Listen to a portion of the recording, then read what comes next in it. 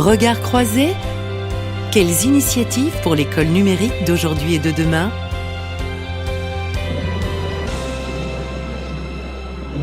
Bonjour et bienvenue. L'innovation ne touche pas que les secteurs du service ou l'industrie. L'innovation est aussi très porteuse et recherchée dans l'éducation. Comment faire entrer la révolution digitale et numérique dans un secteur chargé de construire les hommes et les femmes de demain.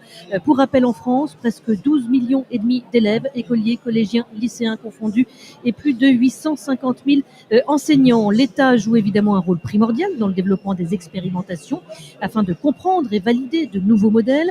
C'est notamment le cas au travers de l'appel à projet IFRAN pour espace de formation, de recherche et d'animation numérique qui s'inscrit dans le cadre des programmes d'investissement d'avenir qui visent à soutenir les projets de transformation de l'école. 30 millions de dotations pour ces appels à projets. Alors certaines académies comme d'autres acteurs d'ailleurs ont répondu à cet appel à projet. C'est le cas de Rennes et de Créteil. Et pour en parler, Alain Vincente, délégué au numérique au sein de l'académie de Rennes, Frédéric Levasseur, d'un adjoint premier degré pour l'académie de Créteil. Bonjour à tous les deux. Bonjour. Merci d'être là. Alain Vincente, deux projets ont été retenus à Rennes.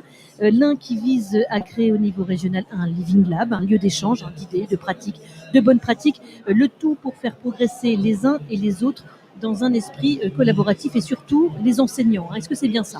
Alors c'est tout à fait ça, une petite modification quand même, idée et surtout le projet qui consiste à étudier les impacts de la construction de ces fameuses coopératives, les coopératives étant prises en charge par l'État d'un côté à travers l'Académie de Rennes et les collectivités que sont la région et les 4 départements. Voilà, donc il y a une vraie collaboration, une coopération finalement que vous cherchez du coup à répliquer finalement auprès des équipes enseignantes. Nous sommes partis d'un constat puisque on n'a pas commencé évidemment hier à réfléchir au numérique et à ses implications dans la pédagogie.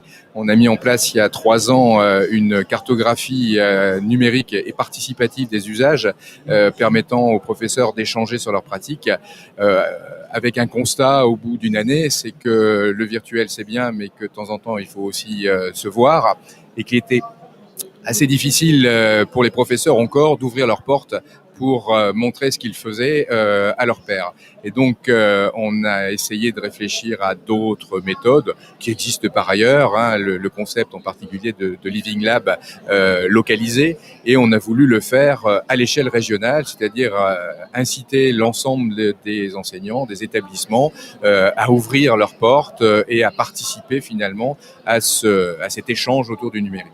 Est-ce que ça veut dire que, du coup, le fait que ça se passe au niveau local, donc à une plus petite échelle, les enseignants ont moins peur finalement de se confronter au regard de leurs pairs ? Alors effectivement, on peut considérer aujourd'hui qu'il est plus facile pour des enseignants d'échanger entre pairs dans un tiers-lieu qui soit pas véritablement tiers, c'est-à-dire qui reste un petit peu dans l'environnement de l'école, même si nous avons d'autres partenaires comme Canopé par exemple avec ses ateliers qui attirent aussi des enseignants, mais la première phase c'était effectivement d'essayer de conserver des espaces familiers. Alors, autre branche du projet, une agora numérique, c'est ça ? Oui, alors ça c'est le deuxième volet. Monter 4 coopératives départementales, c'est déjà assez compliqué, mais on veut surtout pas que chacun travaille dans son coin, puisqu'on prône l'échange et l'apprentissage entre pairs. Ça va au-delà d'un département, et donc l'objectif de l'agora numérique, c'est de pouvoir recenser en un lieu l'ensemble de toutes les actions, les expériences, les compétences finalement accumulées à tout niveau pour éviter à chacun de réinventer la roue finalement. Alors finalement, quelque part, cette agora numérique, elle va être la synthèse, elle va agréger ce qui se passe dans les coopératives pédagogiques. Voilà, on a un double objectif. Un, c'est de faire savoir ce qui se passe pour donner à voir des exemples inspirants. Le deuxième, un peu dans la logique d'ailleurs d'IFRAN, c'est de mettre en relation finalement tous ces acteurs pour créer de nouveaux projets.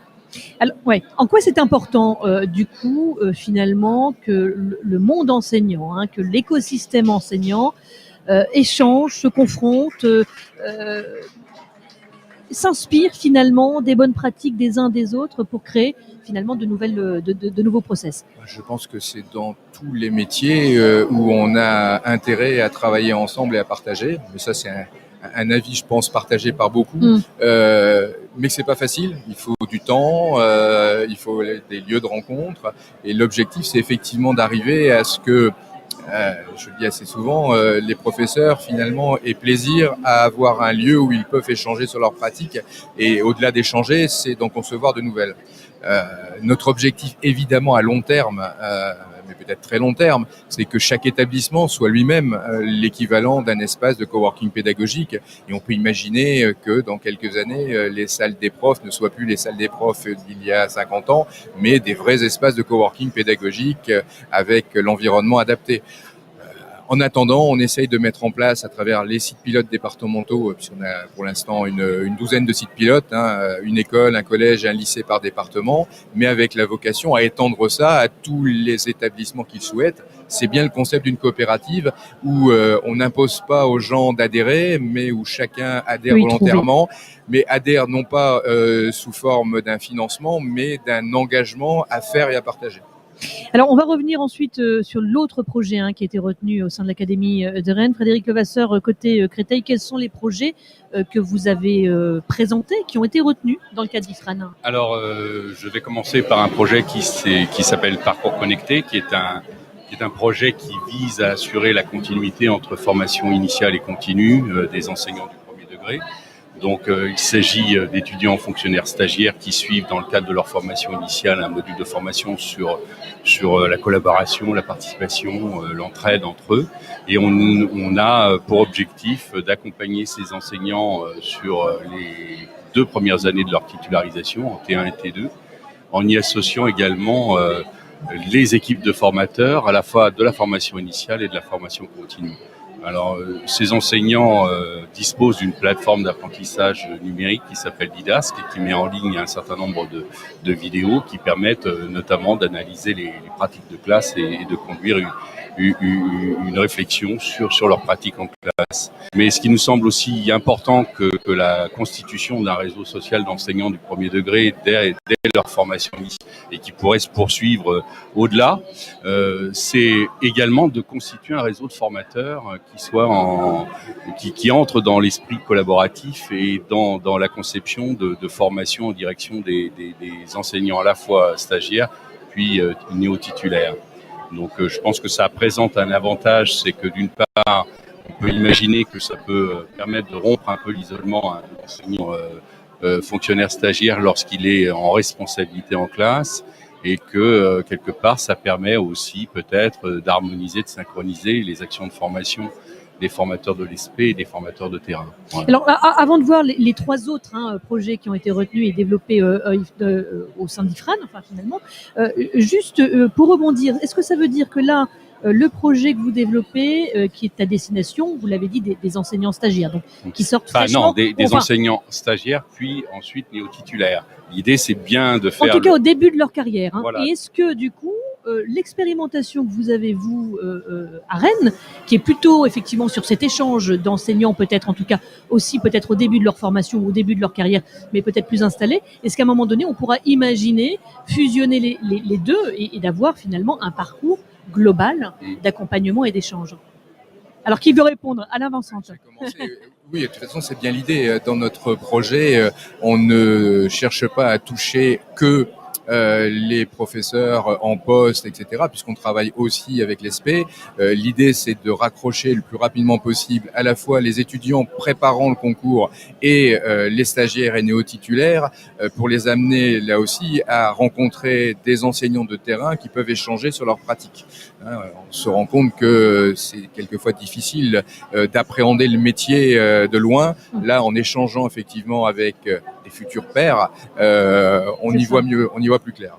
Alors, juste pour ajouter quelques mots, l'idée de ce projet Parcours Connecté, c'est aussi de voir si à un moment donné, dans l'accompagnement et la formation des enseignants, il y a un transfert possible dans les pratiques de classe. Parce qu'on observe qu'effectivement, dans les premières années de responsabilité, les enseignants, en fonction des problématiques de gestion de classe, développent moins la créativité, moins la collaboration. Le temps de se calmer. Et donc, on veut essayer de mesurer à travers ce dispositif également si dans cet accompagnement continué sur 3 ans, on peut obtenir des effets également sur les pratiques de classe. Voilà.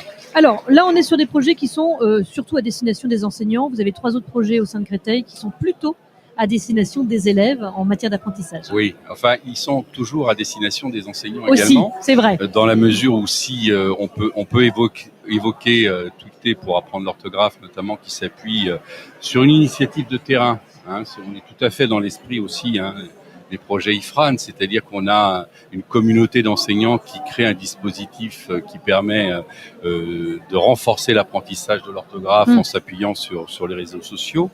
Et ensuite, ce réseau se développe de telle manière qu'à un moment donné, ils veulent savoir exactement quels sont les effets réels sur les apprentissages des élèves.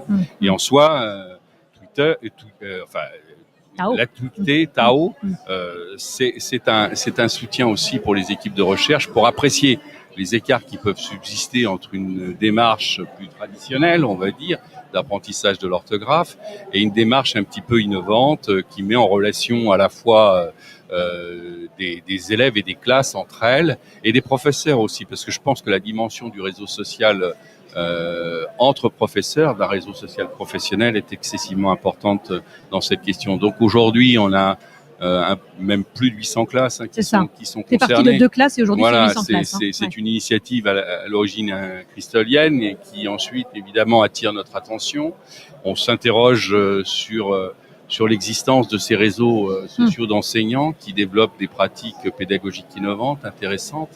Et donc, à un moment donné, lorsqu'elles nous proposent, ces associations, de les accompagner pour aller plus loin dans l'observation et l'analyse des résultats qu'ils obtiennent, bien évidemment, on est particulièrement prenant. Et c'est un petit peu ce qui s'est passé exactement sur le programme des Saventuriers.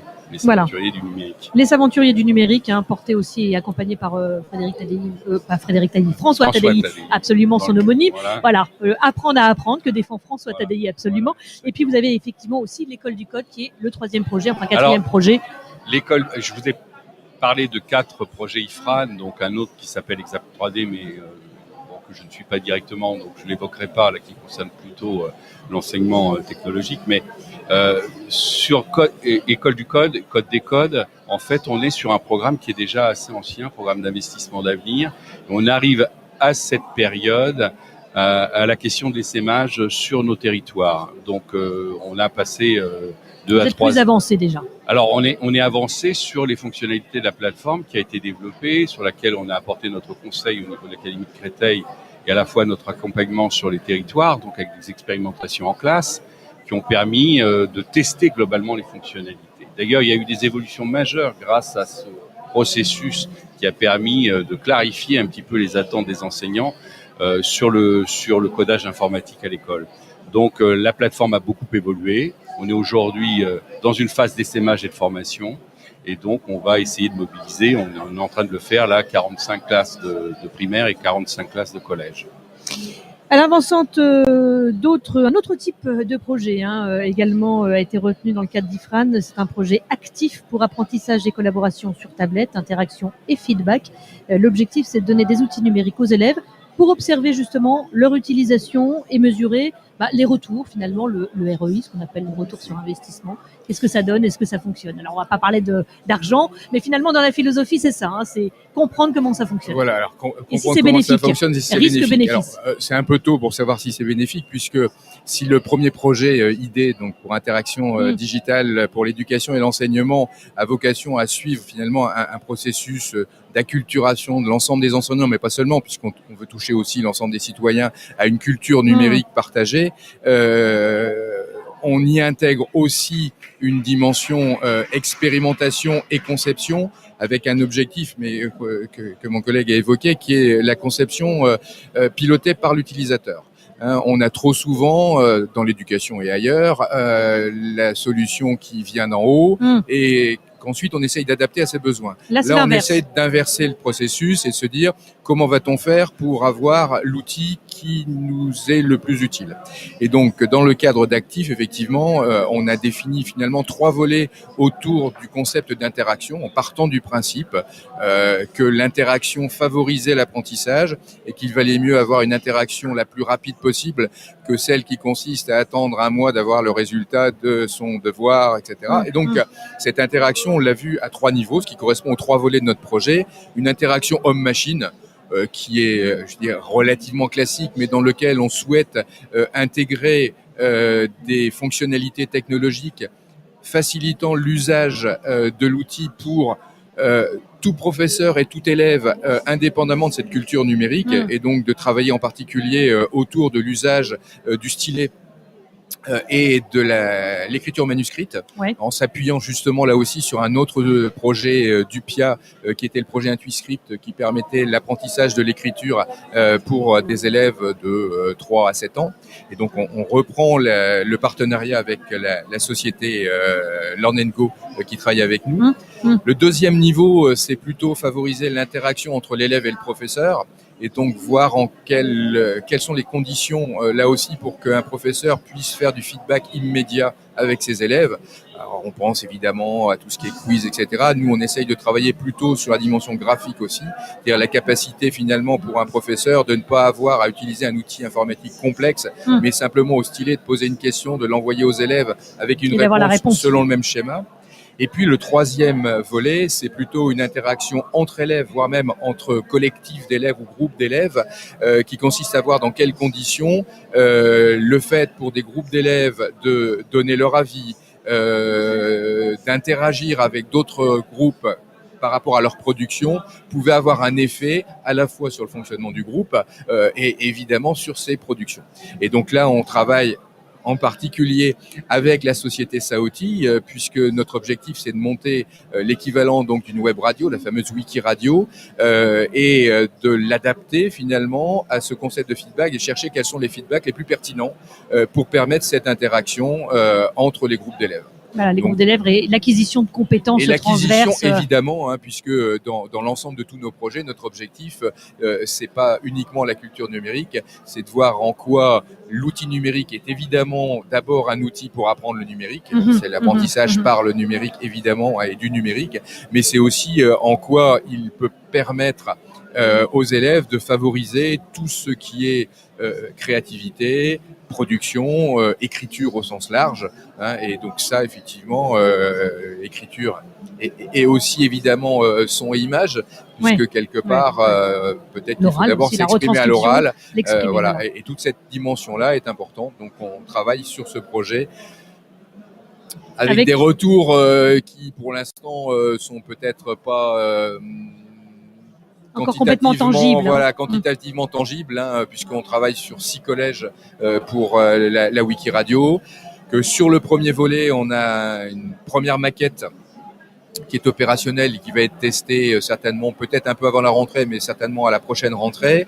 Et que sur le produit d'interactivité prof-élève, de la même façon, on devrait avoir une première maquette mise en la main des professeurs à la rentrée prochaine. Voilà, c'est ce que j'allais dire, c'est que les projets IFRAN, ce sont aussi des projets de recherche, et donc l'idée, c'est de comprendre et d'avoir ces restitutions au fur et à mesure. Donc les premiers feedbacks commencent à arriver tranquillement. Créteil, on a vu qu'en fonction des projets, il y en a qui sont tout récents, donc vous n'avez pas encore de retour.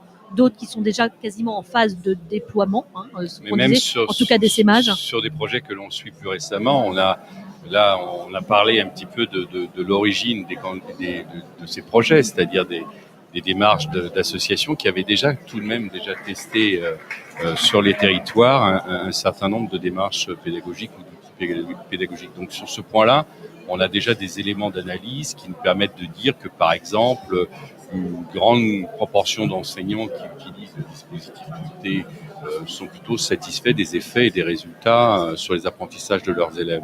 Sur les aventuriers, il y a eu également beaucoup de retours et de recherches assez appuyés sur les effets sur les apprentissages des élèves. Donc on a déjà des éléments tout de même. Sur Code des codes, c'est un peu différent, puisque là, on a surtout engager un processus, je dirais, de certification de la plateforme d'apprentissage, de la collection d'applications qui était proposée. Maintenant, il convient de voir si ça correspond tout à fait aux besoins des enseignants du premier degré, qui sont notamment des enseignants tout à fait polyvalents et qui n'ont pas forcément la culture du codage informatique à l'école. Donc, il nous reste encore du travail à faire sur ces questions-là. Voilà. Rapidement, parce qu'on arrive vraiment à la fin de l'émission. Dernière question, et je vous demanderai d'y répondre rapidement, c'est qu'évidemment, le temps du digital, c'est pas le temps de la recherche.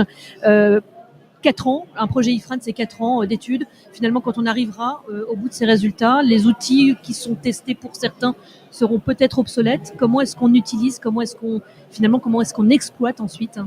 Sur la question des Frédéric outils, Levasseur. c'est pas forcément la question la plus importante.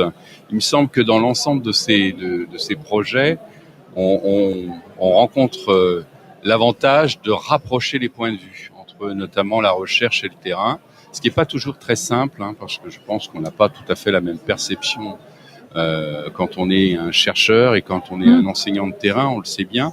Et puis en même temps, on a développé au niveau de l'Académie de Créteil une forme d'expertise parce que conduire un projet IFRAN, ça n'est pas simple. Je crois que mon collègue ne me contredira pas sur cette question. Il y a à la fois, évidemment, ce qu'on peut voir en surface, c'est la dimension pédagogique, les démarches didactiques, les outils numériques qui sont développés. Il faut voir que c'est d'un grand niveau de complexité du point de vue administratif, du point de vue réglementaire, du point de vue juridique. Et ce qui signifie que sur l'Académie de Créteil, on a mis en place une instance dédiée au suivi de ces projets, qu'on appelle l'incubateur de projets innovants de l'Académie de Créteil, où on a des chefs de projet qui ont développé aussi une expertise qui est tout à fait transférable. Ça veut dire que peu importe l'outil finalement. Voilà, l'outil évoluera en fonction de l'évolution générale des outils numériques dans la société. Mais en tout cas, nous, au niveau de l'Académie de Créteil, on commence à avoir une expertise qui peut nous permettre à un moment donné de répondre aux besoins des équipes enseignantes qui souhaiteraient se lancer dans des programmes innovants. Et ça me semble être l'essentiel. Et puis ensuite, on crée un réseau de chercheurs, d'enseignants, de cadres qui sont un petit peu en convergence sur des objectifs communs. Je pense que ça, c'est excessivement important aussi. À l'avancante, conclusion rapide. Oui, conclusion rapide. Je dirais que dans ce type de projet, c'est plus le processus que le résultat qui compte. Et que ce processus permet de faire effectivement dialoguer des gens qui ne dialoguaient pas forcément ensemble, d'avoir des points de vue différents. Ensuite, c'est pas l'outil qui est important, c'est les usages, et que si à un moment donné on est en capacité que l'ensemble des enseignants comprennent les usages de l'outil numérique au sens large, même si le terme d'outil numérique est toujours un peu délicat, ils auront cette intelligence des outils qui leur permettront de s'adapter aux outils de demain. Les outils qui évolueront, on le voit bien avec la radio qui existe déjà depuis plusieurs dizaines d'années, qui devient numérique et finalement l'usage est toujours pertinent. Merci infiniment à tous les deux. Alain Vincent, je rappelle que vous êtes le délégué au numérique au sein de l'Académie de Rennes. Et Frédéric Levasseur, vous êtes Dan adjoint premier degré pour l'Académie de Créteil. Vous pouvez réécouter bien entendu cette émission en podcast. Regards croisés. Quelles initiatives pour l'école numérique d'aujourd'hui et de demain ?